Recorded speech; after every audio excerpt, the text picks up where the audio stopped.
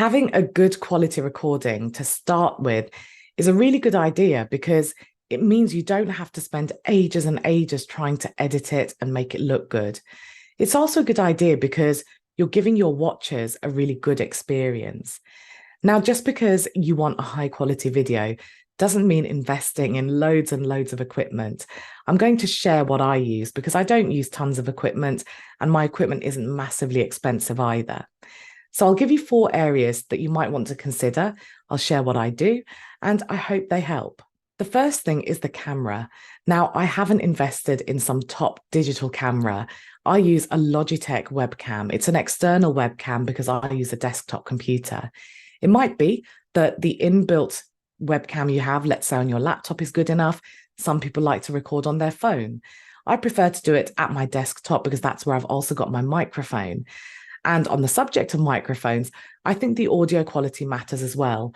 Again, what you have inbuilt might be good enough, but I wanted to buy something a bit more professional purely because I have a podcast. The microphone I use, and I know a lot of tutors who use this as well, is the Blue Yeti microphone.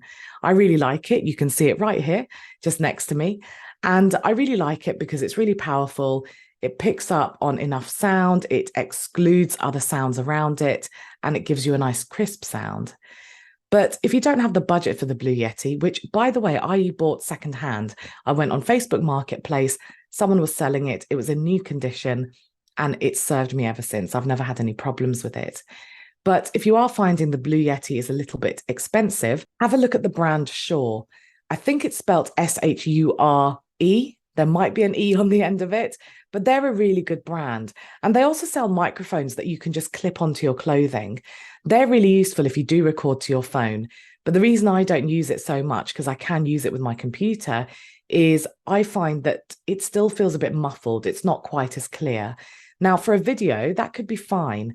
But for a podcast, I needed it to be a bit clearer, a bit sharper. Now, the second thing to think about is your lighting. Lighting makes a really big difference to the quality of your videos. I have tried ring lights and personally, I find them too bright. They really distract me. There's like a glare on me, I feel.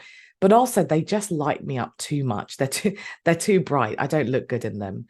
And I think it's got a lot to do with the room I'm in, and that makes a difference as well. In this room, I have 2 windows. I've got one that I'm facing and I've got the blind down, and then I've got one just diagonally to the right of me.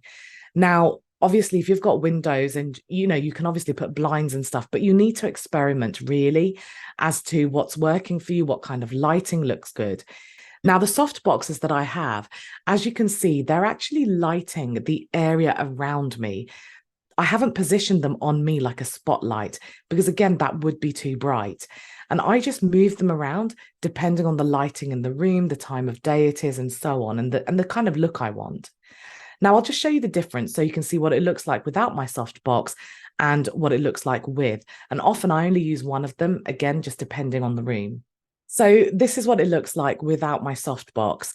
And, it's fine. I don't absolutely need my softbox, but I do find with my softbox, because it lights the place up a little bit brighter, when I then go to edit, if I want to make certain parts of my video bigger, it doesn't go grainy. So that's why I prefer to have some bright lighting, even if it looks okay without it. So I'll switch it back on. So the next thing to think about is how you position yourself. My camera is positioned just above eye level because that naturally makes you kind of tilt your head up a little bit. You can also have it at eye level, but I prefer it just slightly further up. The one thing you really don't want to do is you don't want to be looking down, because if you think about it, you're watching this video, right? It's me speaking to you, and it's just not a good look if you're looking down, and it can be very unflattering. Now, I find that this commonly happens when people use laptops because naturally that laptop is a lot lower than them. So all you have to do is just put it on a pile of books or something like that and just raise that camera level so that it's at least at eye level. Another thing to consider is how much space there is around you. So as you can see, there's very little space above my head, and I am taking up most of this video space vertically. And that's a really good idea because then it looks in proportion, but also it gives you a few different options. So for example, if I was creating this video for social media, I would be adding captions, and those captions would be quite big, and I would add them around here. So I need to make sure that I've got some space. Otherwise, it would just go over my face. And as I mentioned in my video editing video, try and just leave a little bit of space so that you've got room to add elements. So if I wanted to, I could add something flashing in here or on the other side or whatever. So try and leave a little bit of space. And that really leads me to my fourth thing to consider, and that is your background.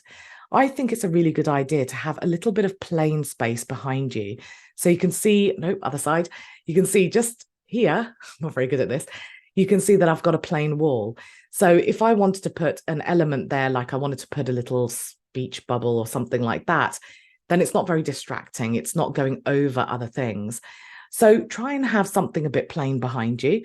But background is the area that I have probably overthought the most. It's the part that holds me up. And what I've learned over the years is, it just delays me and I just want to get on with it. So the main thing is that you have a clear background, something that's not too distracting, where there isn't too much clutter. Not only does it help you with editing, but it means that, again, it's a good visual experience for the people watching your video.